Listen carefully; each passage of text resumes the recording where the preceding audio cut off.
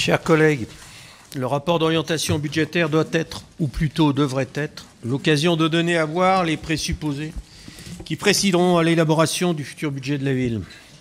Dans cette logique, en préambule, nous est proposé un état des lieux assez exhaustif sur les incertitudes économiques, géopolitiques et sociales qui président à la période actuelle. Une situation sur laquelle nous n'avons pas de prise au niveau communal. C'est l'aspect financier qui est principal mis en exergue. Cela incite naturellement à la prudence, au statu quo. Mais cela ne devrait-il pas, tout au contraire, inciter à définir de nouvelles priorités en fonction d'un contexte qui a radicalement changé depuis les dernières élections. Le plan de mandat à accomplir, coûte que coûte, n'est pas immuable. Et il serait même intelligent de ne pas rester crispé sur une feuille de route rendue pour le moins décalée par rapport au nouveau contexte qui se fait jour. Il faut se rendre à l'évidence. Le changement climatique est là et bien là. Il s'impose à toutes et à tous. Les inondations du 17 octobre dernier, qui heureusement n'ont pas fait de victimes, mais de très gros dégâts matériels, doivent nous alerter sur l'urgence de procéder à une évaluation de l'exposition au risque de notre ville. Ça, je l'ai déjà demandé plusieurs fois au nom du groupe des écologistes. Mais pas au seul risque dû au dérèglement climatique. Les émeutes urbaines ont, elles aussi, causé de gros dégâts. Cette demande, les écologistes l'ont déjà formulée. C'est le moyen de pouvoir négocier dans de meilleures conditions avec les compagnies d'assurance. Le rapport d'Alain Chrétien, le maire de Vesoul, rendu public en mars 2024, est très explicite sur le sujet. Je l'ai évoqué en commission.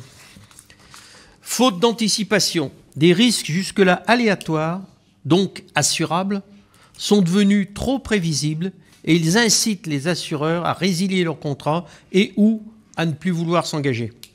Notre ville, comme d'autres, doit désimperméabiliser au maximum de surface, planter des arbres au centre-ville pour tempérer ces étés torrides qui nous attendent. Elle doit aussi prioriser l'accès aux mobilités douces en facilitant les déplacements en transport en commun, en vélo ou à pied, pour désengorger la ville des voitures, sans oublier, bien sûr, l'isolation thermique des bâtiments publics.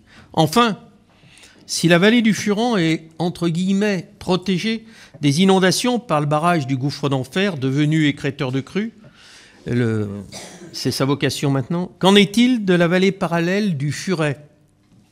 La goutte froide, à l'origine de l'inondation dévastatrice de la vallée du Gier, n'est pas montée jusque-là, mais si cela avait été le cas. Il est peut-être grand temps d'obtenir de la métropole qu'elle examine sérieusement la question. Si la patinoire n'est pas essentielle en cas de crue, le barrage peut s'avérer, lui, essentiel pour la sauvegarde de la population et des infrastructures de la ville. Lorsque l'on se projette en mettant en évidence des risques de plus en plus patents, on s'expose à la raillerie, au catastrophisme. Certes, mais cela n'est pas cher payé si l'on évite ainsi d'être surpris parce que l'on aurait pu et dû prévoir. Le niveau d'investissement pour 2025, estimé à 55 millions d'euros, n'est pas fléché. Il supposerait un recours à l'emprunt de l'ordre de 30 millions. La capacité financière d'investir de la ville est importante. Dommage qu'elle ne puisse pas être priorisée pour relever les nouveaux défis auxquels nous devons faire face. Une cartographie des risques, c'est une technique qui est de plus en plus courante dans les collectivités, de notre cité serait la bienvenue pour nous donner les moyens d'une allocation plus opportune de nos ressources. C'est bien de cela dont il s'agit, prioriser. Nous devons attendre le futur budget pour savoir quel choix vous aurez effectivement décidé. La fin du rapport et de son annexe 2 se contente d'énumérer, sans jamais les quantifier, les possibilités de dépenses à venir. Bref, il nous a été proposé un éventail de dépenses dans le prolongement de ce qui a été fait jusque-là. Pas de rupture en vue pour tenir compte d'un contexte profondément bouleversé. D'autres agglomérations gérées par des écologistes, vraiment gérées, tout en respectant leurs équilibres financiers, ont anticipé en investissement massivement de manière à réduire leurs frais de fonctionnement de façon drastique, mais aussi à réduire les conséquences éventuelles de phénomènes climatiques qui vont se multiplier.